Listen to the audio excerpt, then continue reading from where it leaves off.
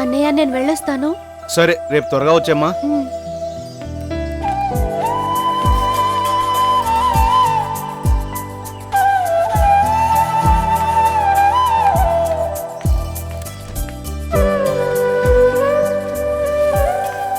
పుష్పగిరి, పుష్పగిరి, ఎక్కండి ఎక్కండి.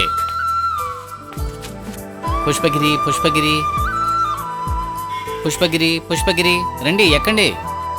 అన్నా బండిది.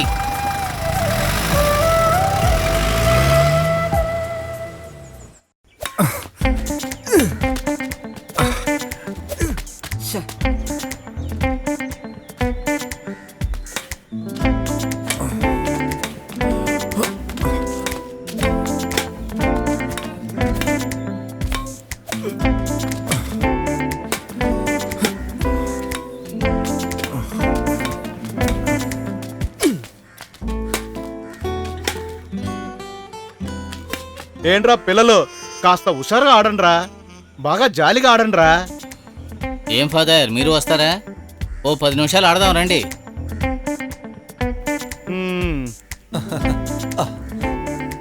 నేను ఆడిన ఆటలు మీరు ఈ జన్మంతా ఆడినా సరిపోదు. అదంతా కేవలం మీ ఓహే ఫాదర్.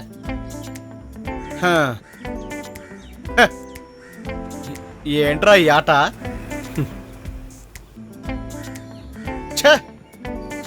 బాగా ఆడేవాడిని, అంతా పోయింది.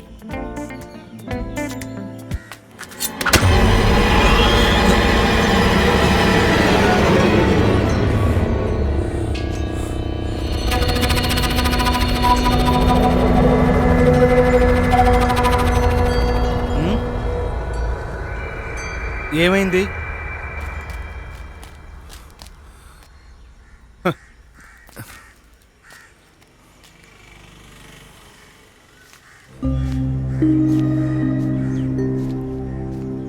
కొంచెం మిస్ అయింటే ఆ కత్తి నీ గొంతులో దిగి ఉండేది. ఫాదర్, ఇలా జరిగిందని ఎవరికి తెలియకూడదు. విషయం ఏంటో నాకు అర్థం కావడం లేదు. కర్రసాముని ఆయన చిన్నప్పుడే నేర్చుకున్నారు. అది మాత్రమే కాకుండా ఎవరో గురువు దగ్గర మల్ల యుద్ధం, కత్తి సాము అన్ని నేర్చుకున్నారు. ఎటువంటి అడవి మృగానైనా సరే పట్టుకోగలిగే వేటగాడు. అయినా మీ మీద ఇంత కోపంగా ఎందుకుంటున్నాడో నాకు అర్థం కావడం లేదు. నేను అతని డాక్టర్ మంచి ఫ్రెండ్స్. అదే అతని కోపానికి కారణమే ఉండొచ్చు. ఎప్పుడు ఆ కోపం తగ్గుతుందో ఏంటో ఎవరికి తెలుసు. ఆడు కూతురిని తలుచుకుంటేనే నాకు కాస్త బాధగా ఉంది. చిన్న వయసు నుంచి ఆ కుటుంబాన్ని తన చేతుల మీదే నడిపిస్తూ ఉంది. 1960లో కొంతమంది సురుళిని నుంచి వచ్చి స్థిరపడ్డారు. మెర్లిన్కు 1 సంవత్సరం వయసు ఉన్నప్పుడు వాళ్ళ అమ్మా నాన్నలు ఈ ఊరికి వచ్చారు. అప్పుడు ఇది పెద్ద అడవి. ఈ పక్కనే మొత్తం శుద్ధం చేసి వ్యవసాయం చేయడం మొదలుపెట్టారు. వాళ్ళ మాదిరే కొంతమంది ఈ ఊరు వదిలిపెట్టి పోన వాళ్ళు. అప్పుడు ఎస్పీగా ఉన్న అబ్దుల్ ఖాదరు, పోలీసు వాళ్ళు, ఫారెస్ట్ వాళ్ళు ఒకటిగా కలిసి ఈ ఊర్లో ఒక పెద్ద గొడవే సృష్టించారు. ఆ గొడవలో ఎంతో మంది తుపాకీ గుండ్లకు బలయ్యారు. ఆ సమయంలోనే మెర్లిన్ అమ్మా నాన్నలు చనిపోయారు. అప్పుడు ఇక్కడున్న ఫాదర్ థామస్ నాకు ఒక విషయం చెప్పారు. అది నాకు ఇంకా గుర్తుంది. ఫాదర్ థామసే మెర్లిన్ని చదివించారు. తను ఇంటర్మీడియట్ చదివేటప్పుడే రాఘవన్తో పరిచయం అయింది తనకి. లాస్ట్కి వాళ్ళిద్దరికి పెళ్ళి అయింది. రాఘవ చాలా మంచివాడు.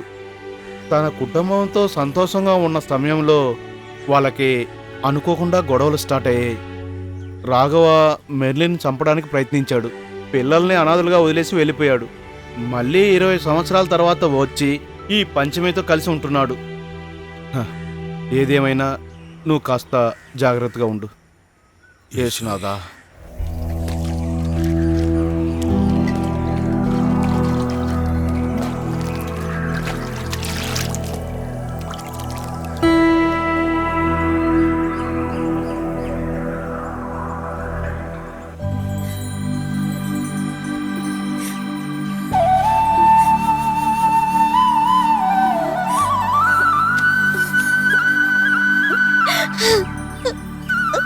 నీ దగ్గర ఆశీర్వాదం తీసుకోవాలనే స్టేషన్లో జాయిన్ అయిన వెంటనే ఇక్కడికి వచ్చాను. ఏంటక్క ఇది? నీ ఇష్ట ప్రకారమే నేను పోలీస్ ఆఫీసర్ అయ్యాను కదా. ఇక మన కష్టాలు బాధలు అన్నీ తీరిపోతాయి.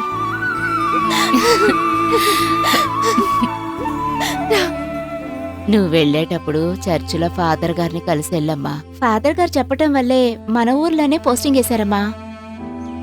అక్క, నువ్వు త్రిషాని చూసావా? ఒక్కసారి టౌన్లో చూశాను. తనతో ఒక పాప ఉంది. వాళ్ళ అత్తయ్య గారు ఉన్నట్టున్నారు. ఏం మాట్లాడలేకపోయాను. వాళ్ళ గురించి నీకు తెలిసిందేగా. నాన్న ఒకసారి జంక్షన్లో గొడవ చేశారు. మా సార్ అనవసరంగా కొట్టారు. నన్నేం చేసినా పర్వాలేదు, కానీ ఆయన పాపం. అరే, పోలీస్ అమ్మ వచ్చేసిందా? ఫాదర్, నన్ను ఆశీర్వదించండి. నా ఆశీర్వాదం కాదమ్మా, అంతా భగవంతుడి ఆశీర్వాదం. ఇప్పుడే మీ గురించి మాట్లాడుకుంటూ ఉన్నాం. ఆహా. ఆ, ఈ వేషంలో చూస్తే నువ్వు లక్షణంగా ఉన్నావు. ఇక ఈ ఊర్లో ఎలాంటి సమస్య రాకుండా చూసుకోవాల్సిన బాధ్యత నీదే. హ్మ్. మెర్లిన్, ఇప్పుడు నీకు ఎలా ఉందమ్మా? 23 ఏళ్లగా రాని మార్పు ఇప్పుడొస్తుందా ఏంటి ఫాదర్? నువ్వు దేనికి బాధపడకమ్మా. భగవంతుడు ఈ బిడ్డల ప్రార్థన తప్పకుండా వింటాడు. ఇక నేను లేచి నడవాలని లేదు. ఇలాగే నేను చచ్చిపోతే బాగుండు. నీకన్నా ఎక్కువ వేదన అనుభవిస్తున్న వాళ్ళు ఈ ప్రపంచంలో చాలా మంది ఉన్నారు. విశ్వాసంగా ఉన్న వాళ్ళని భగవంతుడు ఎప్పుడూ శోధిస్తాడు. మెర్లిన్, నీ కష్టాలన్నీ ఆ భగవంతుడికి చెప్పుకో. ఆ యేసు నిన్ను కాపాడుతాడు. అలాగే father.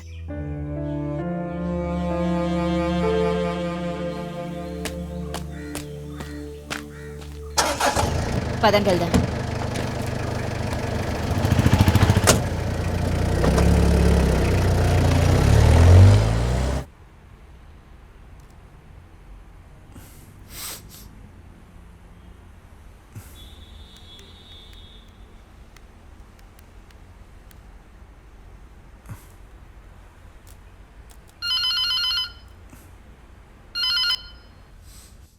Hello, Talluru finance. Sir, నేనే సేవాని. ఓహో, ఏమైంది ఇప్పుడు కాల్ చేసావు? ఏం తోచట్లేదని ఊరికే కాల్ చేశా. ఓ ఐసి.